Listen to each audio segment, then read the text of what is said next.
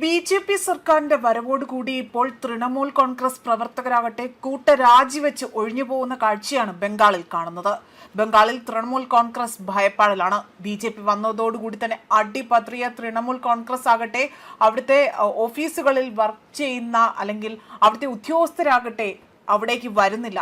ചെയർപേഴ്സൺമാർ ഓഫീസിലേക്ക് വരുന്നില്ല.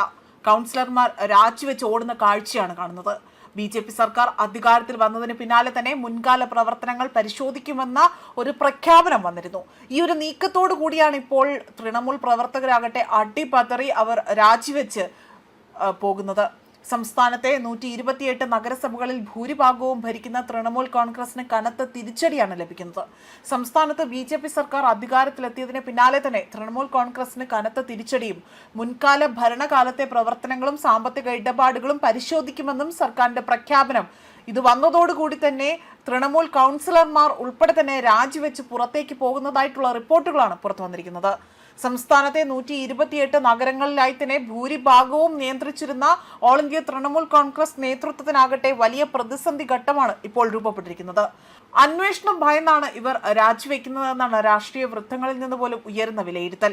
ചെയർപേഴ്സൺമാരടക്കം തന്നെ നിരവധി ഭാരവാഹികൾ ഓഫീസുകളിൽ ഹാജരാകാതായതോടുകൂടി തന്നെ നഗരസഭകളിലെ ദൈനംദിന സേവനങ്ങൾ താളം തെറ്റുന്ന കാഴ്ചയാണ് കാണുന്നത്.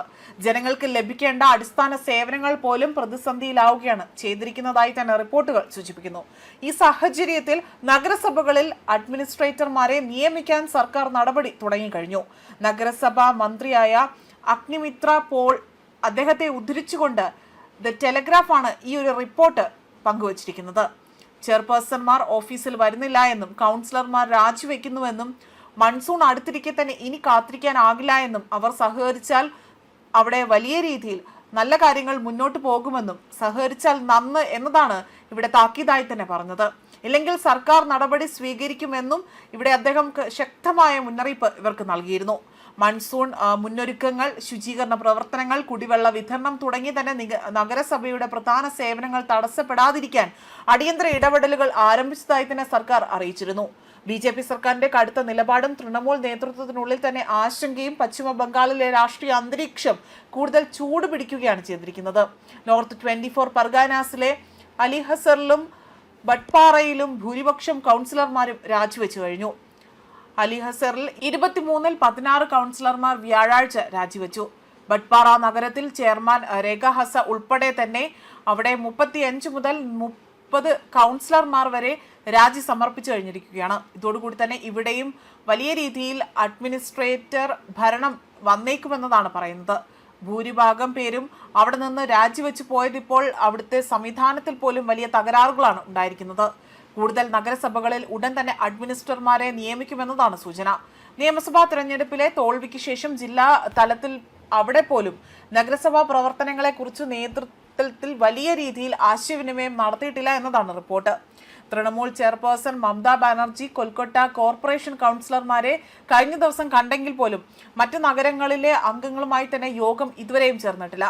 അതേസമയം നഗരസഭയുടെ പ്രവർത്തനത്തെക്കുറിച്ച് പാർട്ടിക്ക് വ്യക്തമായ വിവരമില്ല എന്നതാണ് തൃണമൂൽ വൃത്തങ്ങളെ ഉദ്ധരിച്ചുകൊണ്ട് റിപ്പോർട്ടുകൾ പറയുന്നത്.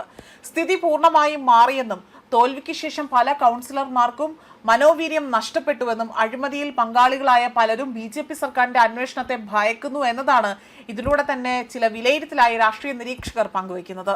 അതേസമയം തൃണമൂൽ ഭരണകാലത്ത് അവിടെ നഗരസഭകളിൽ അഴിമതിയും അനധികൃത നിയമനങ്ങളും നടന്നുവെന്നതാണ് ബി.ജെ.പിയുടെ ആരോപണം. പല കൗൺസിലർമാരും ജോലിക്ക് പോകാതെ തന്നെ വീട്ടിലിരുന്നു കൊണ്ട് അഴിമതി നടത്തുകയായിരുന്നുവെന്നും 6 മാസം മുൻപ് നിർമ്മിച്ച റോഡ് വീണ്ടും നിർമ്മിച്ച് പണം ഇവരുടെ കയ്യിൽ നിന്നും ഊറ്റിയെടുത്തതായി തന്നെ ഇവിടെ മന്ത്രി അഗ്നിമിത്ര വ്യക്തമാക്കുന്നുണ്ട്.